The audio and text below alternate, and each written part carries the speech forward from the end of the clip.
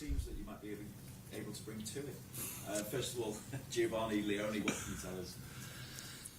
That the clubs have agreed a deal, but he hasn't signed for us yet. So the moment when he signs for us, I can go into more detail. And the other one is, of course, the answer you always get from me. Are you able to talk about that a little bit more broadly, though, and say what expectation you have of possibly getting hold of Mark No. No, because he's not our player, and unfortunately he was the captain of the team where we lost against last Sunday. So no, if you want to have any talks about him, you should go to Palace, to Glasner, and ask him his opinion about him. Well, obviously the focus is on the start of your title defence now. So how ready do you feel you and the squad are now going into the start of the season? As ready as we can be. So I think I've emphasised last week on the fact that we've lost 3 or 4 starters, and unfortunately Ryan Gravenberg was not able to play last week and is not able to play this week. So that means that if you exclude the goalkeeper from the 10 outfield positions, 5 were different than the main starters we had last season. And if you then look the quality we bring on the ball, I'm very happy with that. Without the ball, it's 8 out of 10 times, also very good. But the aim at this club is not 8 out of 10 times, it's 10 out of 10 times, and that is the fine-tuning we still need to find defensively. And that went in pre-season one time better than the other one. Up against Bilbao, I was really pleased with our defensive performance, because we didn't give away any chance at all, I think, out of open play. But we did concede 2 set pieces. Against Palace, we conceded the main chances we conceded were when we lost the ball ourselves. So it's been ups and downs, where the downs were not so low, but I think there is the main part for us still to improve, which is normal. I think for everyone in pre-season it's normal that there's still room for improvement, let alone if we not only lost 3 or 4 starters, I think we've lost 5 to 6 players that played quite a lot of minutes for us last season, and we brought in 4 new ones. So then it's normal that there's a little bit of adaptations, but we are definitely ready for the league to start. Taking all that into account, given what you achieved last season and how difficult it is to go back to back with Premier League titles, what are your expectations for the season? Yeah, but the reason why that is so difficult lays mainly in the fact that there are so many competitors that can also win the league over here. So to win it once is already very special, let alone if you can win it twice in 3, 4, 5 years, or as we did twice in 5 years, and City did even better than us in the last few years. So that's unbelievable if you're able to do this in this league. And probably this year it's going to be harder than every year before, because every team brings in new players, but our main competitors definitely did as well. Arne, in that regard, obviously this time last year you had a huge challenge ahead of you with coming to a new league, starting at a new club, replacing Jurgen Klopp, everything that went with it. Is this season in your mind, even personally for you, an even bigger challenge than this time last year? No, you forget to mention that you take over a team and you only have 2 weeks to prepare, because there was a Euros and a Copa America. I think every season has its own challenges. So last season it were the challenges you were just talking about. This season the challenge is that we've lost many starters, and we tried to bring in, we've brought in very good and talented players again as well. And the challenge is always not only yourself but also the teams you face. Now we're starting with Bournemouth, which was last season probably the most intense team in the league. And I mean in terms of running, and also in their playing style, but that goes hand in hand. And then afterwards is Newcastle and Arsenal, so that sums up this league, I think, and the challenge we have. What do you expect from Bournemouth on Friday? What I just said, intense. They made it really difficult for us last season. We beat them 3-0, where you feel like, what is he talking about difficult? But if you look at the game, they had the first big chance of the game. They scored a goal, which was fractionally offside. And then we 3 times, I wouldn't say counter-attacked them, but we were very fast in moving the ball from back to forward. And all of a sudden at halftime we were 3-0 up. And then I thought, wow, which I always thought when I was playing a manager in Holland, this is going to be 4-5, 6-0. But the mentality Bournemouth showed in the second half, they just kept on going. And that's the mentality they had throughout the whole season afterwards as well. So they also lost some players. They also brought in good new ones, as they've shown in the last few years, that they can always bring in good new players.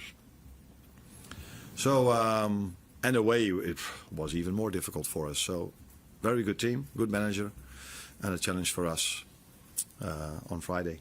But looking forward to it, because playing an evening game at Anfield is something everyone is looking forward to, I think.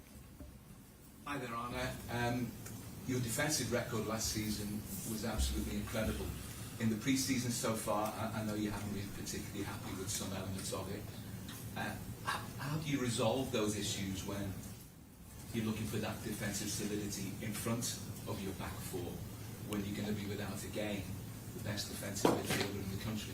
Yeah, and don't forget we missed out McAllister as well, the last part of last season, and he hardly wasn't able to play in our pre-season. Only now recently he's played a few games, played a few minutes. But it's not that I'm not happy about certain parts. I'm telling you just a second ago that the standard here is 10 out of 10. So it's not one or two things we don't do well. No, in general we do all well, but well is not good enough. And there we have to go one step up in certain aspects, not in all aspects, in certain aspects. And then there's also something like I said, against Bilbao, we were really good defensively, but conceded 2 set pieces. And the games before, we also had mixed teams. So then you can also accept a little bit better that maybe timings between players were not as good as when you play the starters that has played so many times together.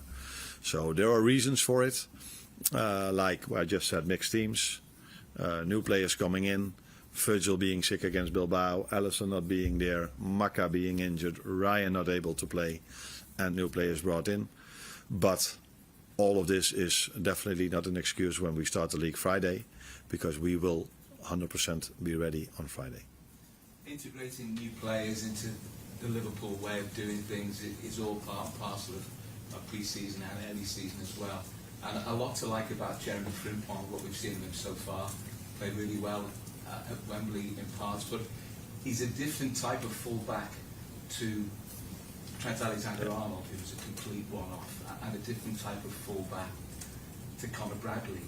And do you have to sort of try and make sure that somebody as adventurous as Frimpong is with his dribbling, that he doesn't impinge on Mo Salah's sort of ability to get into those key areas and kind of neuter his effectiveness? In my opinion, Jeremy and Conor Bradley are similar types, by the way, although Jeremy is maybe better in the 1v1s than Conor is. But I think Jeremy and Conor can both attribute to Mo's outputs, because if you play against these two, you know you have to be aware of these two as well. So it normally gives Mo even more space to get the 1v1s, because if we isolate Jeremy in a 1v1, it's difficult for the other team, and if we isolate Mo in a 1v1, it's difficult for the other team as well. So where maybe last season they could give a little bit of more help because Trent was a little bit more behind the ball, which was also dangerous because when Mo brought it back, Trent could deliver one of his famous crosses. So it's different types, but I think both types, and Trent proved it together with Mo. Trent brought the best out of Mo, and I think that that's the same thing is going to happen with Conor and Jeremy, with Mo, in that regard. Sven Töllner, Sky Germany. Hi Arne. Talking about Florian, still a young guy, first time away from home, one of the biggest clubs in the world, that enormous transfer fee on his back. How's he handling all that on and off the pitch? Yeah, he might be young, but he already won a lot. So I don't think factually we can see him as a young player, but in terms of his experience that he's already having, I don't see him as a young player. He won the league in Germany, won the cup, played for his country numerous times. And apart from that, his mentality is is maybe his biggest strength, and that says a lot, because if you see him play, you're like, are you serious? Because he's so creative, but how mentally strong he is, and he doesn't get distracted at all by a transfer fee or anything else. So I think good players always find a way to play well in good teams, and he is a good player and he plays in a good team. Doesn't need any help of yours. Yeah, he does, like all the others. But we have a very good player care department, so I'm not looking for houses together with him or these kind of things. But on the pitch and on the training ground and in videos, he needs help for him to understand the way we want to play. That's not 180 degrees different than Xabi Alonso. The system is different, but we want to be intense. Xabi Alonso wanted to be intense. He liked to dominate the position. Xabi would try to bring him in positions we want to try to bring him in. So a lot of things are the same for him. But it's true, he has to adjust to England, to the league, to the intensity, and to his new teammates as well. But I think if you saw the games, his adjustment went quite well, better than even expected, and we already expected a lot. Hi. You mentioned Grunberg earlier. He was one of your regular fixtures last season. Played such an important role. You didn't have him last week. You've not got him this week, and you just have a certain set of skills that maybe other players in the team don't have. So how do you think you missed him last week in defensive parts of the game, and how do you sort of compensate for that and not being here this week as well? I think last Sunday the chances we conceded were mainly because 3 times we lost the ball very simple in our midfield and they could counter-attack us.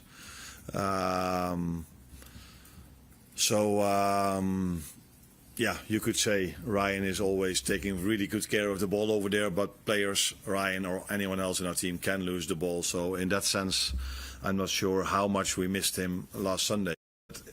Probably everybody's forgotten how he got his suspension. He got 2 yellow cards, the first one for a dive. Now there's one team in the league that is, in my opinion, by far the most honest team when they play. I sometimes blame them that they never try to make from a foul a little bit more, like Cody in the 2-2 we conceded against Palace. He got a push in his back, but he was far too clean. So if there's one team in the league that is very clean and never dives and never time delays and all these kind of things, then it's us. And we have a suspension now for a player diving where he got his first yellow card for. But yeah, I've said many times that probably the midfield might even be our strongest line when it comes to the bodies we have. Unfortunately, Maka had a bit of a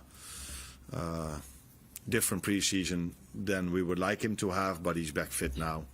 So I still have a choice to make in midfield, even if Ryan is not there. On that point then, do you think your team needs to be a bit more streetwise, especially this season as defending champions, in terms of how you approach the game? You say you're the too honest, but do they need to sort of be a bit more streetwise? No, I think, yeah, maybe for me to use the right words in English, you can never be too honest, but it's clear that I saw this week Fenerbahce Feyenoord, and I saw a lot of moments where players were really smart and these kind of things. Should we use them? Yes or no? I'm not too sure. For me, the best game last season that I've been part of was Paris Saint-Germain against us. Especially our home game. I like that a little bit more than the away game, by the way. But that was also so high intensity because both teams were just there to play and not to try to pretend if a fall was more or time delaying or whatever. So I'm also proud of the fact of who we are, and we won the league last season by the team we were. So let us just stay who we are. But sometimes I think it was a great moment also in the game against Palace, and that is, if I talk to a referee, I do talk about that as well, to the fourth official. Florian, they hold him clearly on the midfield, but he was so fair that he didn't fall over. And the referee said, yeah, if you don't fall, I'm not going to give you a free kick, which is a little bit weird. And a fraction later, they fell down in a moment which wasn't even a foul, and the referee feels, oh, he fell down, so it probably is a foul. So unless we had much more ball possession than Palace, but we made 13 fouls and they made 5 fouls. And that tells you also something about who we are. And I'm not saying Palace is different than us. That not be the headline. But that we are a very fair team. I think that's clear, and maybe that's also the reason why we won the league. So why change something if things went well? Hey Arne, you've spoken about the midfield and the changes there over the pre-season without McAllister and obviously Florian coming in. That's seen Dom Soboslai come a little bit deeper. We saw a little bit of that towards the end of last season at Brighton. How do you feel like he's adapted to this role? What things do you like? What things do you think he still needs to work on? I think he can play both roles really good, and he has his quality in both roles and things he can improve in both roles. So I think what stands out with Dominic is the way he can press. So I don't think there are many midfielders in the world that you can find that are better in the intensity he can press with. But if he's at 10, I think the improvement he can make is playing in between the lines, finding the balls over there and getting not the end product in goals, but more the through balls. And if he's playing behind the ball, I think that's not new for him, but he hasn't played there a lot last season. So sometimes, you need to adjust to your teammates and in your positioning. But I think he's had a really good pre-season. He didn't play his best game against Palace, but for the rest, he had a very good pre-season. I imagine he must be one of the players in the squad most pleased to see Joe Gomez come back as well, because it means he's less likely to be a backup right back for this next game. Is Joe ready to be in the squad for Friday? I don't think if one has to do with the other. I'm not sure about that. But Joe, I have to make a decision on that. I think he only trained twice now, missed quite a lot in pre-season. But if you looked at our bench against Palace, I think there were 3 players that were 18 years old or younger. If Ben Doak is or is Ben 19 already? 19. Okay, so 19, 20 years or younger. So there is a possibility that Joe might be on the bench, but I have to look at the numbers and who we're going to take. Thank you. You're welcome.